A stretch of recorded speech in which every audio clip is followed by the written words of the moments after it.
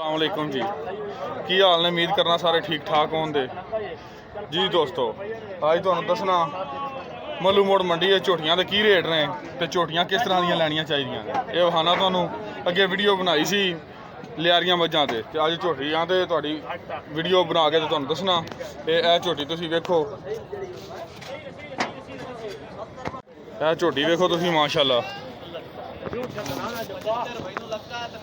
अख चेक करो, ये वेखने वाली चीज़ है। मूँह धोंदी है, दंद चेक करो, सिंग थोड़ी चूड़ होना चाहिए बिल्कुल।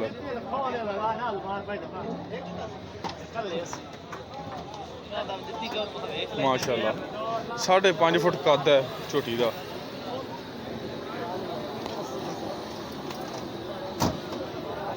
पुछल बिल्कुल बरीक होनी चाहिए है, बिल्कुल बरीक पुछल होनी चाहिए है। इस तरह थोड़ी उंगल उत्ते लपेटी जा सके।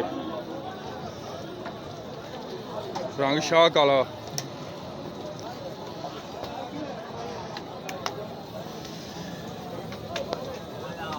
माशाल्लाह चेक करो।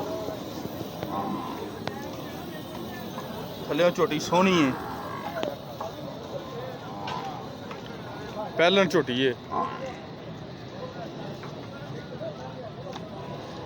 2,50,000 रुपया हंडर झोटी का मुल मंगता है व्यापारी। 2,50,000 रुपया।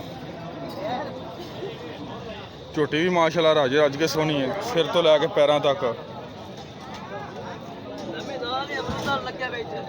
सिर चिट्टी फुली, पिछले पैर धोते।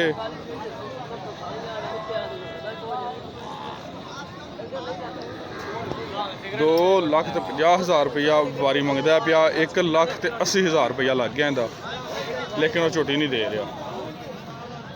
माशाल्लाह झोटी की वेल बड़ी है, कद बड़ा है, सिंग बिल्कुल इंज कुडे चूर ने, मूँह धोंदी है।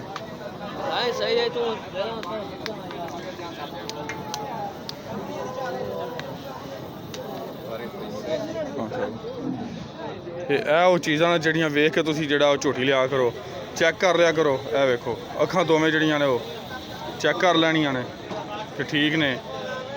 कोली कोई नहीं, देखो झोटी दे के कोली सीने दे के बिल्कुल ना होने दे बराबर है।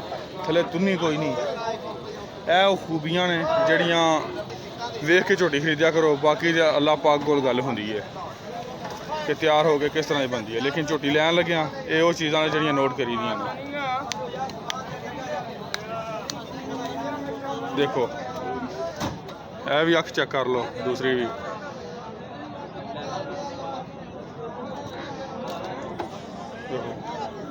चला फरा के चंगी तरह झोटी चेक कर लैनी है जिहड़ी भी लैनी है।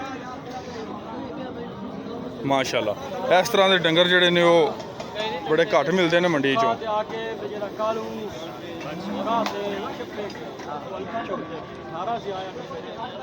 हड्डी उची होवे, झोटी बराबर होवे सारी, थले तुन्नी ना होवे। कोली जड़ी है यह कोली ये बिल्कुल थोड़ी होवे झोटी दी। लम्मी वेल, थला सोहना, माशाल्लाह इस तरह की झोटी खरीदिया करो। ठीक है दोस्तों, इंशाल्लाह मिलांगे फिर एक नवी वीडियो च। उदों तक ज़्यादा चाहना। अल्लाह हाफिज़।